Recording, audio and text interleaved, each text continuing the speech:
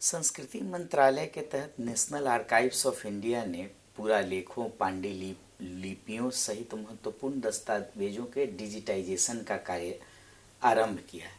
इसकी क्या प्रगति हुई है, कहाँ तक हम पहुँचे हैं? देखिए, दो तरह के विषय हैं जिनको आपने साथ जोड़ दिया है। एक नेशनल आर्काइव्स है जहाँ सारे सरकारी दस्तावेज रखे जाते हैं। नेशनल आर्काइव्स में हमने पिछले 1.5 साल से डिजिटाइजेशन का मिशन प्रारंभ किया। दुनिया का सबसे बड़ा डिजिटाइजेशन एक्टिविटी वहाँ हुई और हमने करोड़ों करोड़ों की संख्या में फॉलियोज़ को डिजिटाइज करके उनको हमेशा के लिए सुरक्षित करने का काम किया है।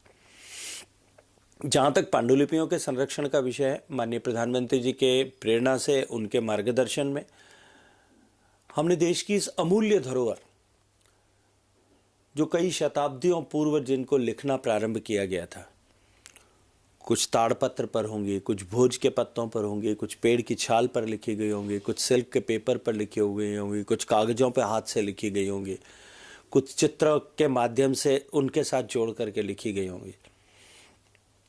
ऐसी लाखों लाखों की संख्या में पांडुलिपियां एक ज्ञान की समृद्ध विरासत को संजोए हुए हमारे यहाँ पर रखी हैं। जीवन से जुड़े हुए हर विषय के संबंध में ऐसी पांडुलिपियां हैं।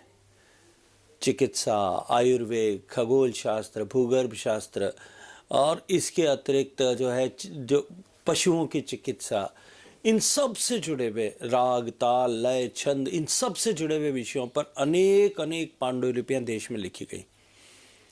विभिन्न संस्कृत के ग्रंथ, उनकी टीकाएं, उनकी टिप्पणियां वो लिखे गए। ये जो ज्ञान की पूंजी हमारे पास में संचित धरोहर के रूप में है, जिसे विभिन्न संस्थानों ने, विश्वविद्यालयों ने, इंडिविजुअल्स ने शताब्दियों से अपने घरों में संरक्षित करके रखा है, अब धीरे धीरे समय के साथ में वो क्षरित हो रही हैं। उनका डिजिटाइजेशन किया जाना, उनका कंजर्वेशन किया जाना वो आवश्यकता है।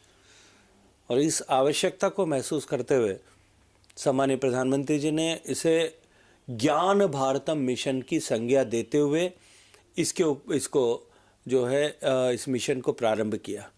हमने एक नेशनल कॉन्फ्रेंस उसके लिए आयोजित की, सारे स्टेक होल्डर्स को बुलाया, सब्जेक्ट मैटर एक्सपर्ट्स को बुलाया, उनके साथ चर्चा की, एक पोर्टल बनाया और जिस पर हम डिजिटाइज करके उस सारे डिजिटाइज कंटेंट को रखेंगे ताकि कोई भी रिसर्च करने वाला व्यक्ति उसको देख सके।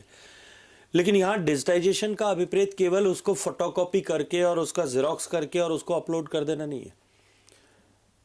ऐसी सारी टेक्स्ट जो इन धरोहरों में लिखी गई है, इन पांडुलिपियों में लिखी गई है, वो कंप्यूटर रीडेबल फॉर्मेट में, लैंग्वेज में कैसे आए, उसके लिए OCR डेवलप करना, उसको LLM को उसके लिए ट्रेन करना, और वो सामान्य कंप्यूटर की भाषा में, हिंदी या इंग्लिश में या मल्टीपल लैंग्वेज में, क्योंकि आज AI के इस युग में एक बार हिंदी या इंग्लिश में कोई टेक्स्ट आ जाएगा तो उसको ट्रांसलिटरेट करना किसी भी भाषा में, देश की किसी भाषा में या दुनिया की किसी भी भाषा में करना बड़ी चुनौती नहीं है।